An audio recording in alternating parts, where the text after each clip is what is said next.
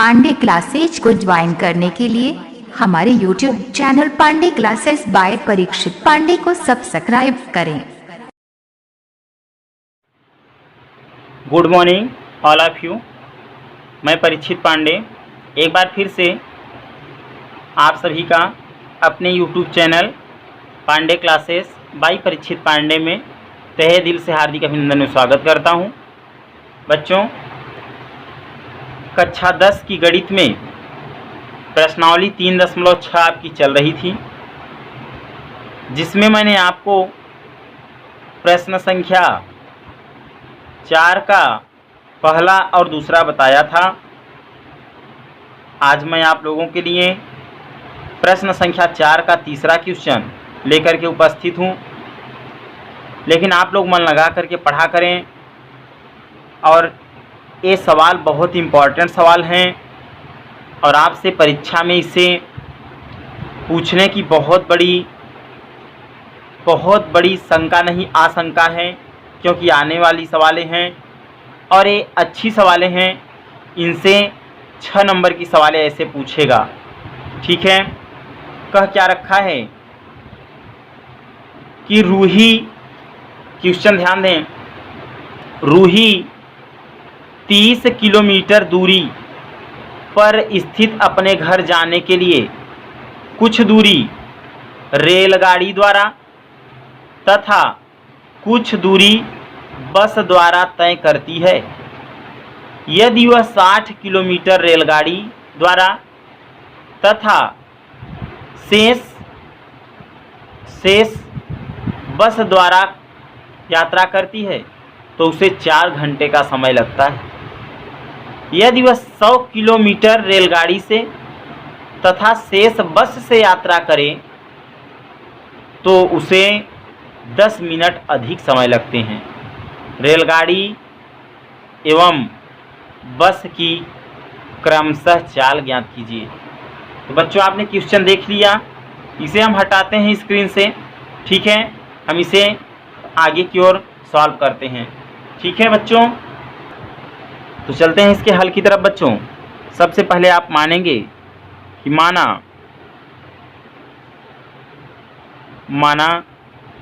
क्या मानेंगे? इसमें कहा था रेलगाड़ी और बस की चालें ज्ञात करना है, तो माना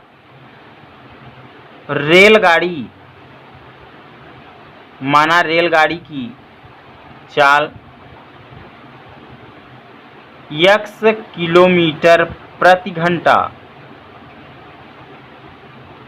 तथा बस की चाल y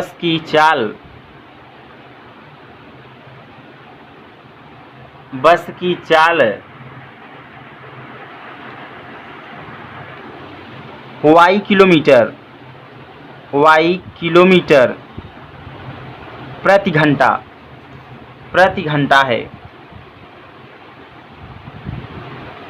ठीक है बच्चों, अब जब हम आगे की ओर बढ़ते हैं तो देखो रेलगाड़ी से समय कितना लगा, तो लिखेंगे कि रेलगाड़ी है, ठीक है, रेलगाड़ी द्वारा तय करने में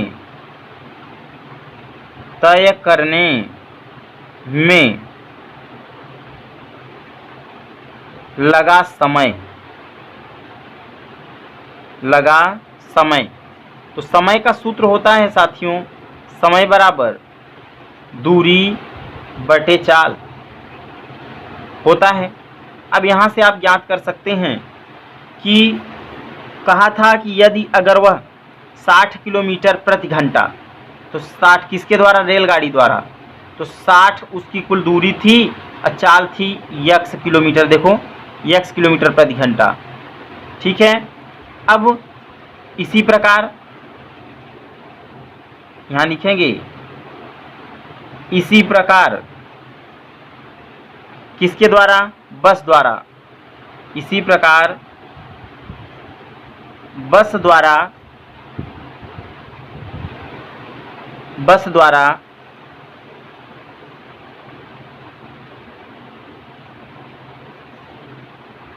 इस प्रकार बस द्वारा यात्रा को तय करने में लगा समय, यात्रा को तय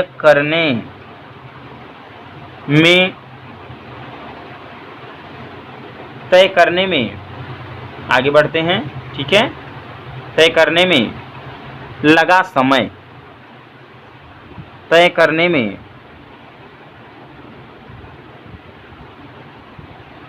लगा समय, तो समय बराबर वही हो जाएगा दूरी बटे चाल, ठीक है बच्चों। तो दूरी आपको दे रखा है, समय बराबर दूरी, तो दूरी कितना दे रखा था, अब ये बताओ कुल दूरी 300 था, कितना 300, 300 में से यदि अगर यही 60 घटा दोगे तो बच्चा कितना बचेगा 240 बटे चाल। अब भाई किसके, बस की चाल, तो बस की चाल आपने कितना माना था, y किलोमीटर प्रति घंटा, y किलोमीटर प्रति घंटा माना था, यहाँ हो जाएगा 240 बटे y, ठीक है। फिर कह रखा है इसका दोनों मिलकर कितना 4 घंटे का समय लेते हैं, तो दोनों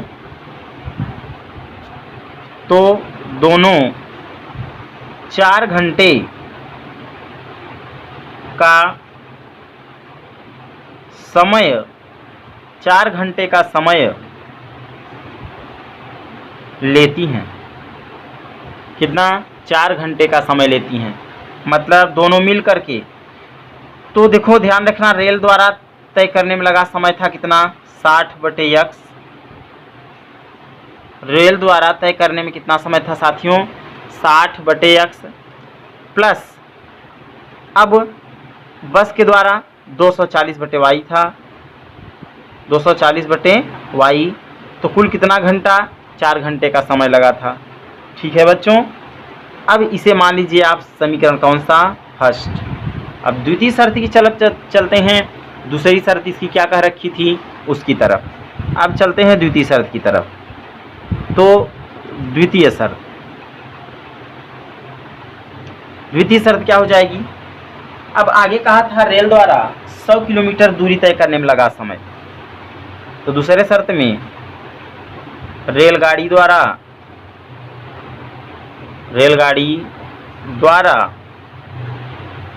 दूरी को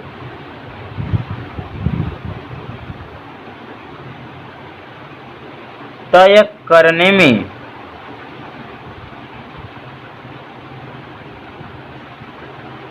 करने में लगा समय, तो यहाँ क्या हो जाएगा बच्चा, लगा समय। अब भाई समय बराबर दूरी, तो कुल दूरी 100 किलोमीटर था, रेल की जो चाल है वो x किलोमीटर प्रति घंटा थी, तो 100 बटे क्या हो जाएगा x हो जाएगा। अब ये बताओ कुल दूरी 300 थी, 300 में यदि अगर 100 घट जाएगा कितना बचेगा 200, तो इस प्रकार अब बस द्वारा निकाल लीजिए। इसी प्रकार बस द्वारा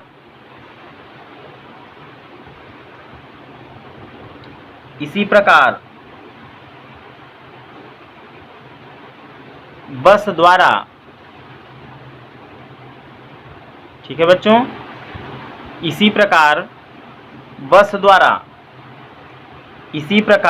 द्वारा तय करने में, दूरी को तय करने में लगा समय क्या हो जाएगा बच्चों, ये बताओ कुल दूरी 300 थी, 300 में 100 माइनस हुआ कितना बचा 200, और बस की चाल कितना है y किलोमीटर प्रति घंटा। अब इन दोनों को मिला करके कर रखा है 10 मिनट अधिक समय लेता था, मतलब ये कि ये जो 100 बटे x है और प्लस 200 बटे y है, इनको मिला करके 10 मिनट अधिक समय लेता था। तो 4 घंटे में 10 मिनट अधिक, तो 10 मिनट को घंटा में बदल लो, 10 बटे 60 हो जाएगा, इसे हल कर लो तो 100 बटे x प्लस 100 बटे x प्लस भाई 200 है, 200 बटे क्या y बराबर कितना है अब ध्यान रखना 10 एकम 10, 10 छंग 60, 6 का गुणा 4 में 6 चौका 24 और यहाँ एक बचा तो कितना 25। ये हो गया बच्चा 25 अब बटे कितना 6। ठीक है, ऐसे आगे की ओर हल करते हैं। यह आपका बन जाएगा क्या, इक्वेशन नंबर आप इसे मान लीजिए सेकंड। ठीक है बच्चों, अब समीकरण 1 और 2 को हम क्या करेंगे, आगे की ओर हल करेंगे। तो बच्चा जब आगे की ओर बढ़ेंगे तो हमारा जो समीकरण फर्स्ट है, ध्यान दीजिएगा, जो हमारा समीकरण फर्स्ट था, ये देख रहे हैं समीकरण फर्स्ट, इसमें 60/x है। समीकरण सेकंड जो दे रखा है इसमें 100/x है।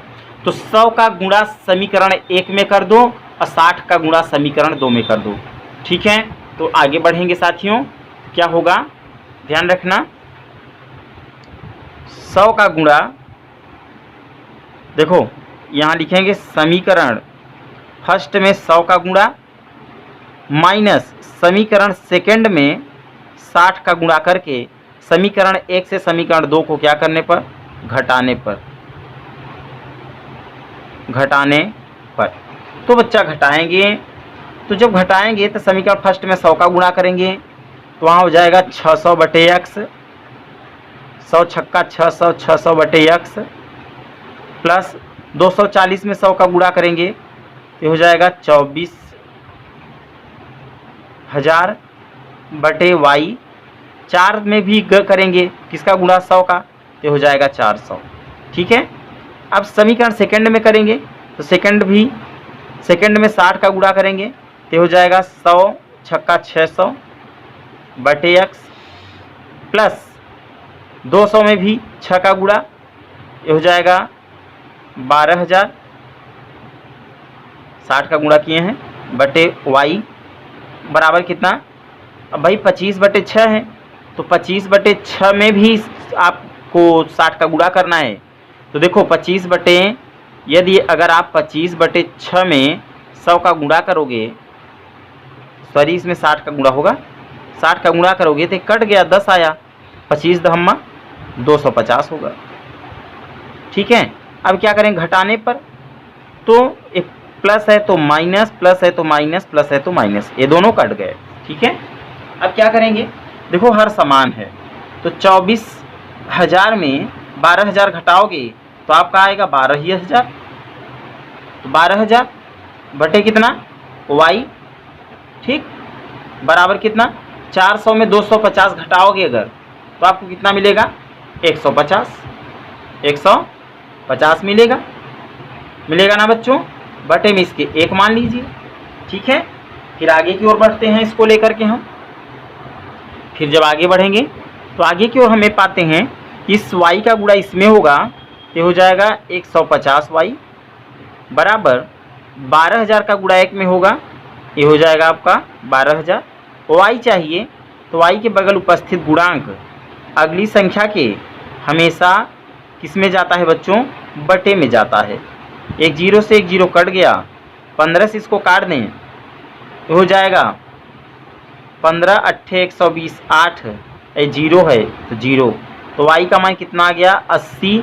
तो y वहाँ पर जो था आपने माना था, तो y था क्या, ये बस की चाल थी, तो बस की चाल कितना आ गई 80 किलोमीटर प्रति घंटा।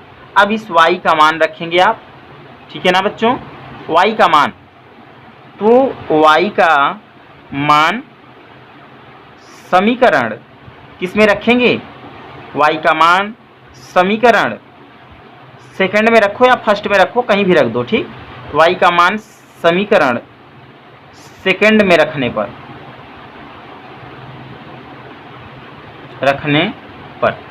तो जो आपको सेकंड समीकरण दे रखा था, आपने जो भी सेकंड समीकरण बनाया था बच्चों, वो आपको दे रखा था कि 100/x प्लस 200/y बराबर कितना मैंने निकाला था ना 25/6। इसको हल कर लो, ये हो जाएगा 100x प्लस 200/y, y का मान कितना है 80 है, बराबर कितना 25/6 है। हल कर लो इसको, एक कट गया, हाँ देखो इसको आगे की ओर जब हल करेंगे, एक कट गया, ये आपका बचेगा 100 बटे x प्लस भाई 20 4 से काट दो तो 4 दूनी 8 और 4 पंचे 20, 5 बटे 2 आया प्लस 5 बटे 2 को उधर भेज दो तो हो जाएगा बराबर लगा दो, ठीक है, बराबर 25 बटे 6 है प्लस उधर जाएगा क्या हो जाएगा माइनस 5 बटे कितना 2, भाई 8 से कट गया, ये 4 से 4 पंचे 20, ठीक है, 4 पंचे 20 5, यहाँ 2 तो 5 बटे 2। अब क्या करेंगे, इसको हल कर लीजिए, 100 बटे x बराबर 6 2 का लघुत्तम 6 ही होगा। क्या करेंगे, 6 से 6 भाग देंगे एक बार, 1 का गुणा 25 में 25, 2 छंग 12, 6 बार गया बच्चों, 6 का गुणा 5 में 6 पंचे 30 हो गया, ठीक है। अब इसको आगे की ओर जब हम हल करते हैं तो देखो क्या होगा, यहाँ हम हल करके दिखा दे रहे हैं आप लोगों को, ठीक है। क्या होगा, अब ये 100 बटे x को लिख लेंगे बराबर 25 में से 30 घटाएंगे क्या आपका बचेगा माइनस, देखो 2 तिहाई 6, 3 का गुणा 5 में करेंगे यहाँ 15 होगा, ठीक है, 2 तिहाई 6 3 बार गया, 3 का गुणा 5 में किए हैं तो 3 पंचे 15 होगा, ठीक। तो 25 में से 15 घटाएंगे कितना बचेगा बच्चा 10 अब बटे कितना है 6। तो इसको जब गाइज आगे की ओर करते हैं तो हम क्या पाते हैं, इसका मल्टीप्लाई इसमें तो होगा 10x, 100 का गुणा 6 में ये हो गया 600, x चाहिए, x के बगल उपस्थित गुणांक अगली संख्या के बटे में जाएगा कौन 10, ये 0 इसको कैंसिल कर दिया, x बराबर कितना 60, x बराबर कितना 60, तो ये हो गया 60 किलोमीटर प्रति घंटा, ठीक है बच्चों।